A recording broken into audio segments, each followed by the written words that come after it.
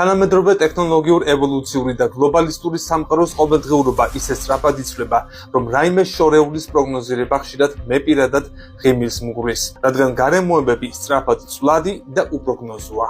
თანამედროვე მსოფლიოს ამა თუ იმ ნაწილში კლიმატის ცვლილებას სხვადასხვაგვარი გავლენა აქვს, რაც ტემპერატურისა თუ ატმოსფერული ნალექის ცვლილებასაც მოიცავს. ახალი კვლევის თანახმად, ეს არეალები განსხვავებულ კლიმატურ ზონებში 2100 წლისთვის გადაინაცვლებს. კოპერ-გეიგერის კლასიფიკაციის მიხედვით, ჩვენს პლანეტაზე 5 მთავარი ტიპის კლიმატი არსებობს: ტროპიკული, მშრალი, ზომიერი, კონტინენტური და პოლარული. თითოეულ მათგანში თავის მხრივ ქვეკატეგორიებიც შედის. მეცნიერთა პროგნოზით კლიმატის ზონის ცვლილება ხმელეთის 28-48%-ს ემუქრება. თუკი გლობალური დათბობა ისევ ამ ტემპით გაგრძელდება. მოსალოდნელია ისიც, რომ მასშტაბები წლიდან წლამდე გაიზარდოს, რაც ასეთ ადგილებში მობინადრე სახეობებისთვის, მათ შორის ადამიანებისთვის, კარგი ნამდვილად არ არის. მეტად გავრცელდება ტროპიკული და მშრალი კლიმატი, პოლარული კი პირიქით.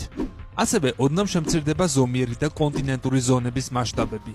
ჩამოთვლილი ცვლილებები ზოგ რეგიონზე მეტად აისახება, ვიდრე სხვებზე.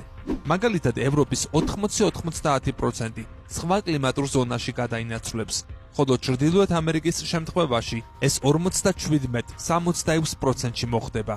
2071-2100 წლებში აღნიშნული ცვლილებები გავლენას იქონიებს აზიის 50%-ზე, სამხრეთ ამერიკის 35%-ზე, ოკეანეთის 20%-ზე და აფრიკის 20%-ზე. კვლევრების მიერ შეგროვებული მტკიცებულებების მიხედვით, დედამიწაზე ახლა ევოლუციას ადამიანები წარმართავენ. შერჩევითი გამრავლება, გარემოს მოდიფიკაცია და სხვა. ჩვენ იმდენ რამეს ვცვლით გარშემო, რომ არა მხოლოდ კლიმატს, არამედ თამარ სიცოცხლეს ვაძლევთ მიმართულებას. ჩვენ უკვე დავშალეთ ცხოველთა ბუნებრივი ზომის სპექტრი ოკეანეში. გარკვეულწილად თევზაობის გზით დიდი თევზების მიზანში ამოღებით, რაც ტოვებს უფრო მეტ პატარა თევზს, რომლებიც გამრავლდებიან.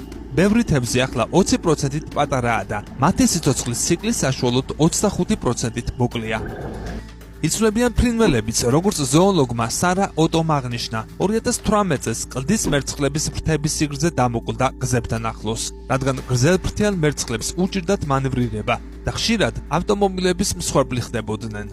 იქედან გამომდინარე, რომ ურბანიზაცია აშკარა კვალს ტოვებს ჩვენს გარემომცველ სამყაროზე, მეცნიერებმა შეაგროვეს დიდი რაოდენობით მონაცემები, რათა უკეთ გამოიკვლიონ ურბანიზაციის გავლენა სამყურა მხოხავის ევოლუციაზე.